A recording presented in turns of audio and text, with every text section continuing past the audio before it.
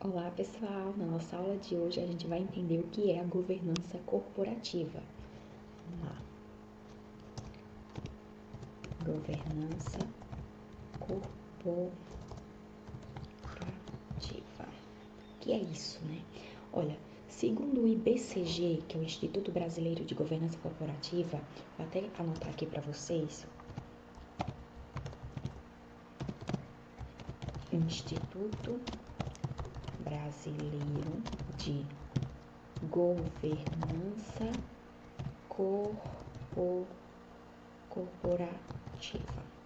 Então, segundo esse instituto, a governança corporativa é um conjunto de processos, tá? Costumes, políticas, leis, regulamentos, enfim.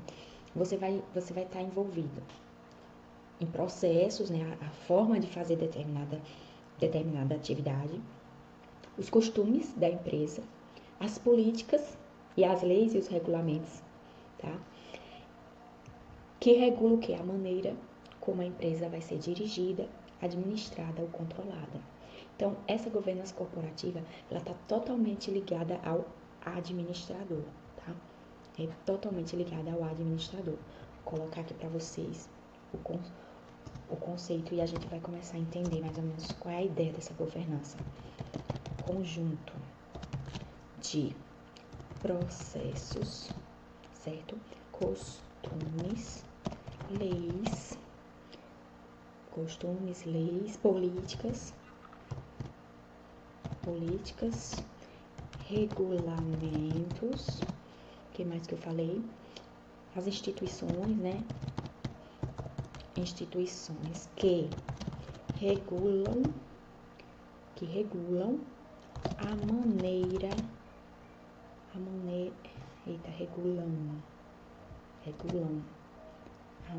de como uma empresa será administrada, controlada, certo? E o que mais que eu falei? Dirigida. Então, tem a ver com os diretores de empresas, né?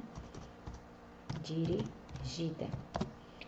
Então, é como se fosse a governança corporativa uma cartilha para o administrador de grandes empresas, né? Geralmente isso aqui é implantado nas empresas de capital aberto, tem acionistas, né? Para ter um maior controle de como a empresa vai ser administrada. Aí vejam só, né? O que é a governança? Governança é uma capacidade de administrar, de ser um bom administrador. E ser um bom administrador é gerar desenvolvimento para a empresa, certo? Conseguir colocar os projetos em prática, lançar mão das funções de planejamento, organização, direção, controle, a fim de atingir resultados, né, esperados. Então, a governança ela está relacionada, totalmente ligada com a boa gestão, né, e o alinhamento com os interesses da empresa. Então, você tem governança, você é um bom administrador, um CEO, né, um top. E você vai trabalhar numa grande empresa de capital aberto, você vai passar pelo crivo da governança corporativa, que é esse conjunto de processos, regrinhas, né, costumes, como eu falei, uma cartilha para você saber como você tem que administrar ou controlar ou dirigir a empresa, certo? Então, como eu falei, a governança é você ser um bom gestor, mas nem todo administrador é um bom gestor, né? Se todos fossem bons, éticos, né, com responsabilidade, não precisaria da governança corporativa, não é isso? E aí, como nem todo mundo, nem todo administrador é um bom gestor, o que ocorre? Os conflitos de agência, que é o que os conflitos de agência foram que gerou a governança corporativa estruturada, como a gente está vendo aqui, tá? Vamos colocar aqui um conceito que vocês têm que estar na cabeça, né? Conflitos de agência, tá? A origem da governança corporativa. Olha só o que acontece, né? os acionistas, né, os donos da empresa, né, eles entram em conflitos recorrentes com os gestores, né? Por quê, né? O que acontece é que o dono, o proprietário, o acionista, ele delega a um gestor o poder de decisão sobre a sua propriedade. No entanto, os interesses do gestor, de quem vai administrar a sua propriedade, nem sempre estão alinhados com os seus. Você se imagine acionista, você delega, né, essa competência para um gestor administrar seu patrimônio e começam os conflitos de agência, porque às vezes os interesses não estão alinhados, tá? O seu, você quer investir numa coisa e o gestor não investe, ou julga que é um alto risco e tal, e começam os conflitos, né? Vai resultar em um conflito de agência, ou também conhecido como conflito agente e principal. O principal sendo o acionista, né? E o agente é a pessoa a qual ele delegou essa competência de administrar o seu patrimônio. Então, um conflito agente principal. E aí, olha a treta. No final da década de 90, as empresas norte-americanas, várias empresas norte-americanas, elas entraram em processo de falência em decorrência do quê? De graves escândalos contábeis, tá? Eu acho até que vocês lembram disso. E aí, por que isso aconteceu? Porque não existia essa sistemática, esse sistema de governança estruturado para proteger os interesses dos administradores e principalmente dos acionistas, né? Que são os donos da empresa. E esse problema gerou uma forte crise no mercado de capitais. E por causa dessa crise, né, em julho de 2002, entrou em vigor nos Estados Unidos uma lei, um instituto legal, que define novas formas de controle sobre essas operações de negócios, né, os processos organizacionais financeiros. E é a lei chamada Sarbanes-Oxley. Vou anotar aqui. Vocês entenderam os conflitos de agência, que é o conflito entre o agente e o principal, né? Não estão com os objetivos alinhados e entram em conflito. E a história foi essa. Final da década de 90, muitas empresas norte-americanas entraram em declínio, falência. E aí é onde surge a lei Sarbanes, coloca maiúsculo aqui, Sarbanes-Oxley. Vou ter que apagar, tá? Um pouquinho aqui em cima pra gente visualizar melhor, certo? Então, eles criam esse instituto legal em 2002, a fim de quê? Proteger os negócios contra as fraudes que estavam existindo. Então, o acionista ele não tinha segurança nenhuma da sua propriedade, não existia transparência nos processos, né? Então, muitos gestores se aproveitavam disso, tá? Então, a boa governança, ela vai proporcionar aos proprietários essa monitoração dos gestores. E a proposta da governança corporativa é isso, é assegurar que o comportamento dos gestores, dos administradores, nós, né, como administradores, que esse comportamento esteja sempre alinhado com o melhor para a empresa, tá? O melhor interesse para a empresa. E aí existem princípios básicos para essa governança corporativa acontecer. Vamos colocar aqui. Princípios básicos da governança corporativa. Primeiro, a transparência, né? Porque foi por falta dela que aconteceram várias fraudes nos Estados Unidos. Transparência. Então, o que é o princípio da transparência, né? Você vai disponibilizar as informações para as partes interessadas. As partes interessadas no negócio, a gente chama na administração de stakeholders. Acho que vocês já viram. Vamos colocar aqui. Disponibilizar informações para os stakeholders, tá? Que são as partes interessadas no negócio, tá? Um outro princípio, uma coisa, como eu falei, né? Não existia transparência, gerava-se o conflito, né? O conflito de agência. E aí, instituiu-se esse princípio, né? A fim de quê? De gerar um clima de confiança criar esse clima de confiança entre o principal e o agente, tá? Que é o agente, somos nós administradores, né, de uma grande multinacional, por exemplo, capital aberto, e o principal é o dono das ações, né? Os acionistas. Uma outra coisa que não existia e passou a existir foi a equidade, que era o quê? Dar um tratamento igualitário a todos os acionistas, tá? Um tratamento justo para todos os sócios, porque não existia, por incrível que pareça, né? Tratamento justo a todos os acionistas, para que eles tenham direito a voto de acordo com a sua parcela na empresa, né? De acordo com sua cota de participação, tá? Outro princípio é o princípio da prestação de contas, tá? Que a gente chama na administração de accountability.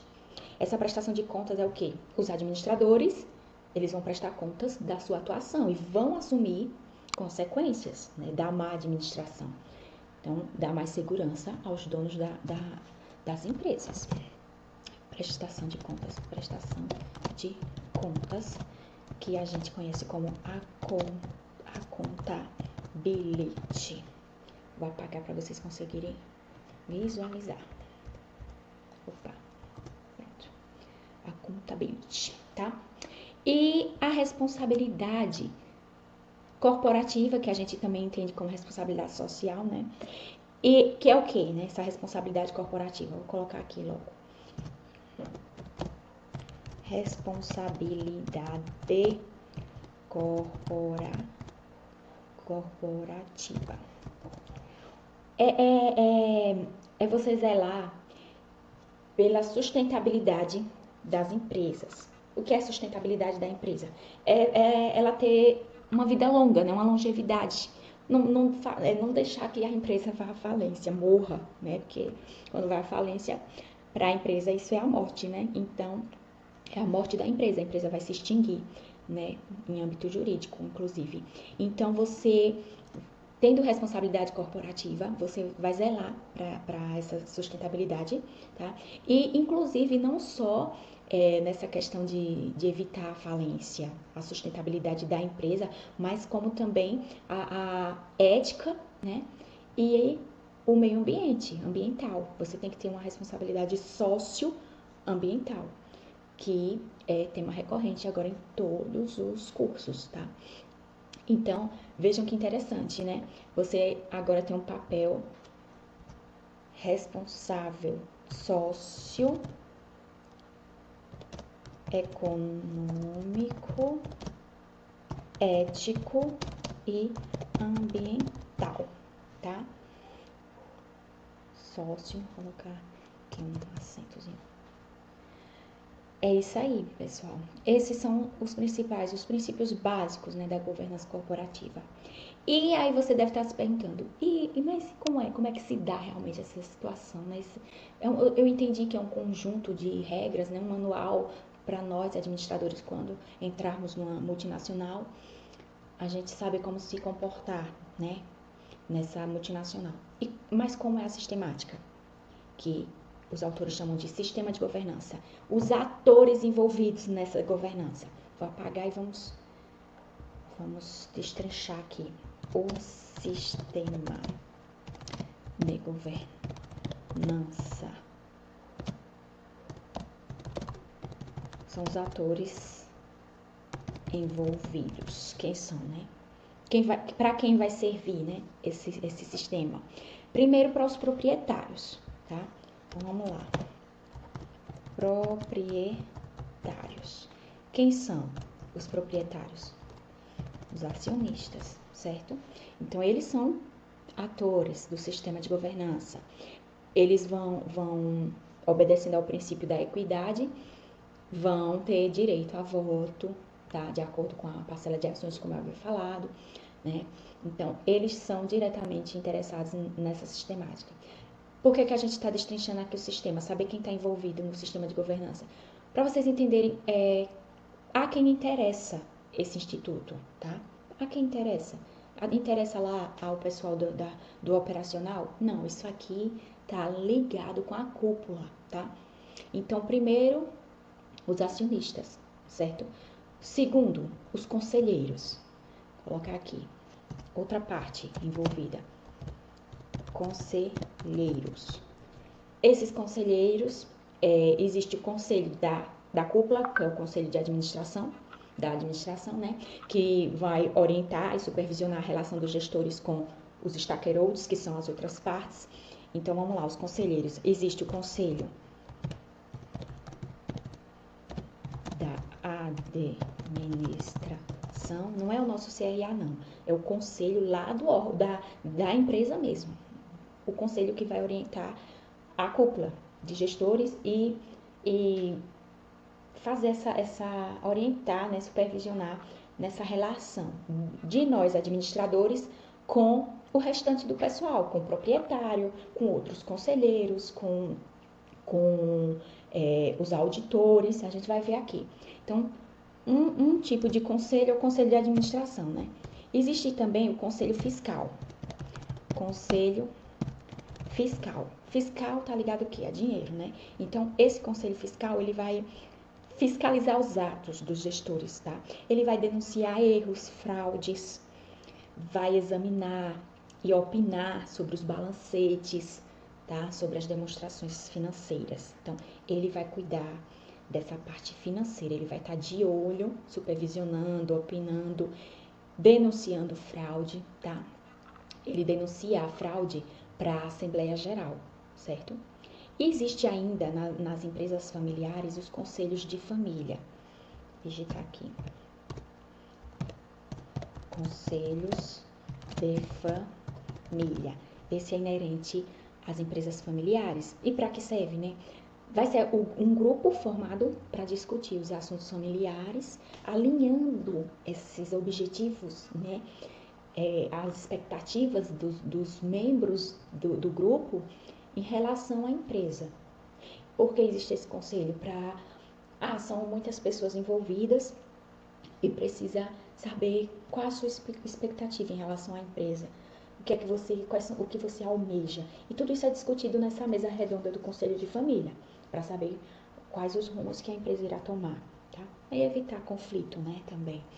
E aí, esses basicamente são os conselhos que existem, tá? Um outro ator envolvido são os diretores. Para eles também é importantíssimo esse Instituto da Governança. Vou colocar aqui. Interessa a eles, interessa. Os diretores. Aí tem os diretores. Os diretores são os que vão gerir a empresa, né? Eles fazem a gestão da empresa. Então, existe o diretor-presidente e os demais diretores. E eles são os reais administradores, né, da empresa. E tem também o pessoal da área de controle. Controle. Quem são esses, né? Da área de controle são as auditorias. Auditorias, tanto interna quanto externas. Interna e externas. Então, essas auditorias, outros atores envolvidos, pessoas que se interessam e que estão ligadas à governança corporativa. Por quê, né?